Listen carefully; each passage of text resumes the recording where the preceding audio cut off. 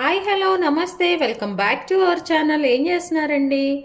నేనైతే ఈరోజు చాలా టేస్టీగా కొంచెం డిఫరెంట్గా బెండకాయ ఎగ్ కర్రీ ప్రిపేర్ చేస్తున్నానండి. అసలు చేశాను, టేస్ట్ అయితే అదిరిపోయిందండి, వేరే లెవెల్. ఇది దేనికైనా బాగుంటుంది.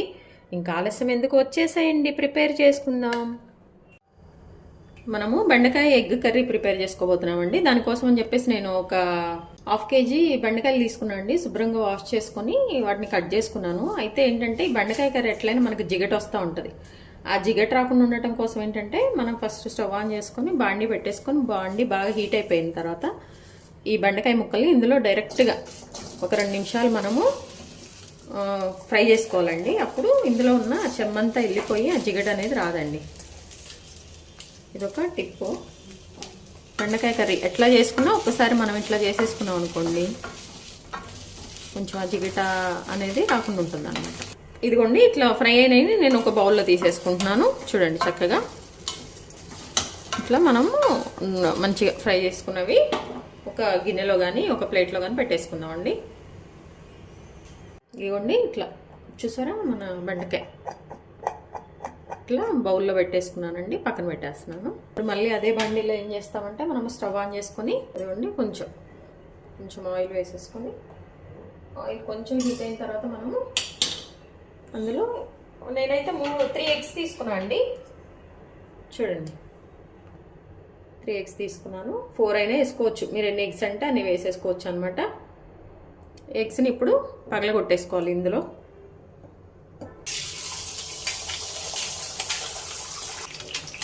దీన్ని హై ఫ్లేమ్లో ఉంచాలండి, లోలో అయితే చేయకూడదు. హైలోనే ఉంచి మన ఎగ్ మంచిగా కొద్దిసేపు కదపకుండా అలానే ఉంచాలి.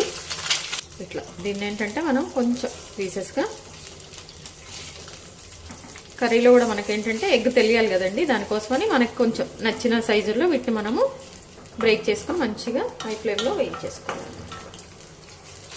దేనికైనా బాగుంటుందండి. ఇది కూడా చపాతీకి కానీ రైస్కి కానీ బాగుంటుంది అనమాట. పిల్లలు కూడా ఇది ఇంట్రెస్ట్గా ఇష్టంగా తింటారు మనం లంచ్ బాక్స్లో పెట్టామంటే, ఎందుకంటే ఎగ్ యాడ్ చేస్తున్నాం కదండి, దానికోసం. చూస్తారండి ఇట్లా కొంచెము అయిపోయాక మీరు ఇప్పుడు మీడియం ఫ్లేమ్లో పెట్టుకోండి. ఇంకా పచ్చి ఏమన్నా ఉంటే అది చక్కగా కుక్ అయిపోతుంది అనమాట. ఇది ఇట్లా ఇప్పుడు దీన్ని ఒక ప్లేట్లో తీసేసుకుందాం, పక్కన పెట్టేసుకుందాం. ఇదిగోండి ఎగ్ అంతా కూడా మనం ఒక ప్లేట్లోకి ట్రాన్స్ఫర్ చేసుకున్న తర్వాత మనం ఇందులో ఆయిల్ వేసుకుంటున్నామండి. కొంచెం ఆయిల్ ఎక్కువగానే వేసుకోవాలి, ఎందుకంటే బెండకాయ కర్రీ కదండి, ఆయిల్ లేకపోతే అస్సలు బాగుండదు ఈ కర్రీ. నేను ఒక 2 టేబుల్ స్పూన్స్ వేసుకున్నాను. కొంచెం పోపు గింజలు వేసుకొని వాటిని నూనెలో మంచిగా మనము వేయించాలి. కరివేపాకు కూడా మనం మంచిగా ఇట్లా ఒక 2 రెబ్బలు శుభ్రంగా వాష్ చేసుకొని పెట్టుకున్నాండి. ఇది కూడా మనం వేసేసేయాలి. ఇది మంచిగా వేగుతున్న టైంలోనే ఒక టేబుల్ స్పూన్ అట్లా మనము మంచిగా ఈ కొత్తిమీరను కూడా కట్ చేసుకొని వేసేసుకోవాలి. ఇవ్వండి, ఇవి వేగుతుండగానే మనము ఒక పెద్ద సైజు ఆనియన్ అండి, శుభ్రంగా చిన్న చిన్న ముక్కలుగా కట్ చేసుకున్నాము, ఇవి కూడా వేసేసుకోవాలి. ఈ ఆనియన్స్ అంతా కూడా పచ్చివాసన పోయే వరకు మనం దీన్ని చక్కగా వేయించేసుకోవాలండి. ఒక టేబుల్ స్పూన్ పసుపు వేసుకుంటున్నామండి. చూడండి మన ఆనియన్స్ అన్నీ కూడా కొంచెం మంచిగా ఈ స్మెల్ పచ్చివాసన అంతా పోయే వరకు. ఇప్పుడు ఇదిగోండి మనం ముందుగా వేయించి పెట్టుకున్నాం కదా బెండకాయలు, అవి వేయించంటే ఆయిల్ లేకుండా అవి వేసేసుకోవాలి. వేసుకొని మంచిగా కలుపుకోవాలండి మీడియం ఫ్లేమ్ మీద. బెండకాయ మంచిగా కుక్ అయ్యే వరకు మనం వెయిట్ చేయాలండి. ఒక 5 నిమిషాలు అట్లా టైం పడుతుంది. మధ్య మధ్యలో కలుపుకుంటూ మాడకుండా దీన్ని మనము కలుపుకుంటూ చక్కగా ఫ్రై చేసుకోవాలండి. ఇట్లా మనం మధ్య మధ్యలో కలుపుకుంటూ ఒక లిడ్ పెట్టేద్దామండి. మీడియం ఫ్లేమ్లో మంచిగా కుక్ చేసుకున్నాం. బెండకాయ అంతా కూడా మంచిగా కుక్ అవ్వాలి కదా, అందుకోసం అని చెప్పేసి మూత పెట్టేస్తున్నాం. ఇదిగోండి ఒక 5 నిమిషాల తర్వాత మన బెండకాయ ఇలా ఉన్నారు. చూడండి చక్కగా అసలు జిగట్లేదండి, చూసారా? దీన్ని మీడియం ఫ్లేమ్లో మనం మంచిగా కుక్ చేసుకోవాలన్నమాట. మనం ముందుగా ఆయిల్ లేకుండా ఫ్రై చేసాం కదండి, దాని వల్లనే బెండకాయ జిగట అనేది లేదు. చూడండి గమనించండి, చూడండి చక్కగా అయితే అవ్వలేదు బెండకాయ. ఈ బెండకాయని మనం ఇట్లా బ్రేక్ చేస్తే అది స్మాష్ అవ్వాలండి. మన బెండకాయ అవ్వట్లే, ఇంకొంచెం టైం పడుతుంది.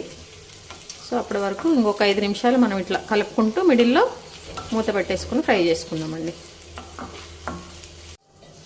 ఇదిగోండి ఇంకొక 5 నిమిషాల తర్వాత మన బెండి చక్కగా అండి. చూడండి ఒకసారి ఇట్లా మనము దీన్ని కట్ చేస్తే చక్కగా ఇట్లా బ్రేక్ అయిపోయిందండి. జిగట కూడా ఏం లేదు, చక్కగా కుక్ అయిపోయింది చూసారా.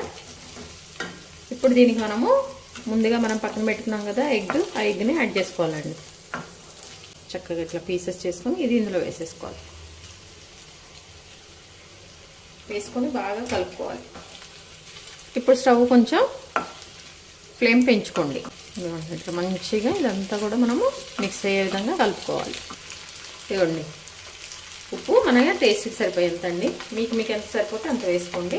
నేనైతే ఒక చిన్న టేబుల్ స్పూన్ 1.5 వరకు వేసుకుంటున్నాను. అలాగే కారం కూడా అంతే అండి.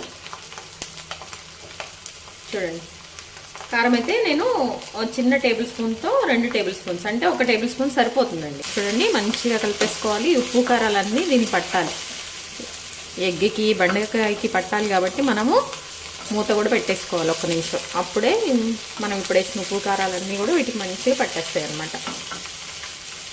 కరెక్ట్ 10 నిమిషాలండి బెండకాయ ఎగ్ కర్రీ. ఒక 2 నిమిషాల తర్వాత మనం మూత తీసేసి మళ్ళీ ఒక్కసారి మంచిగా మిక్స్ చేసేసుకొని కొంచెం ఉప్పు చెక్ చేసుకోండి. ఒకవేళ ఉప్పు కారం సరిపోదు అనుకునే వాళ్ళైతే మీరు ఒక్కసారి చెక్ చేసుకొని వేసేసుకోండి. ఇప్పుడు దీనిలో మనము ఒక చిన్న టేబుల్ స్పూన్, ఒక 3/4 టేబుల్ స్పూన్ నుంచి ఒక ఫుల్ టేబుల్ స్పూన్ వరకు గరం మసాలా అండి.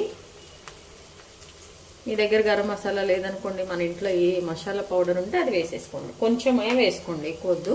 ఎక్కువ వేసుకుంటే బాగుండదు ఫ్లేవర్. కొంచెం అయితేనే బాగుంటుంది ఈ కర్రీకి.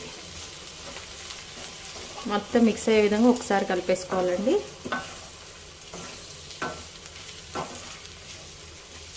ఏ కర్రీకైనా లాస్ట్లో వేయాల్సిందండి కొత్తిమీర. ఇవ్వండి, చక్కగా కొత్తిమీర మంచిగా కట్ చేసుకున్నాండి. ఒక చిన్న కప్పు అది కూడా వేసేసుకొని మంచిగా కలిపేసుకొని మన స్టవ్ ఆఫ్ చేసుకోవటమే. మన బెండకాయ ఎగ్ చాలా టేస్టీగా ఎమ్మిగా రెడీ అయిపోయిందండి. చూస్తుంటేనే ఎంతో ఎమ్మిగా ఉంది. ఇంకా స్టవ్ ఆఫ్ చేసుకోవటమే. మన బెండకాయ ఎగ్ కర్రీ రెడీ అయిపోయింది. చూసారండి, మన బెండకాయ ఎగ్ అండి. టేస్ట్ మాత్రం అదిరిపోయిందండి. తప్పకుండా ట్రై చేయండి. లంచ్ బాక్సెస్కి, చపాతీకి, రైస్కి, దేనికైనా అండి. చాలా బాగుంది టేస్ట్. తప్పకుండా ట్రై చేయండి. మీ విలువైన సమయాన్ని కేటాయించిన వీడియోస్ చూస్తున్నందుకు మీ అందరికీ ధన్యవాదాలండి.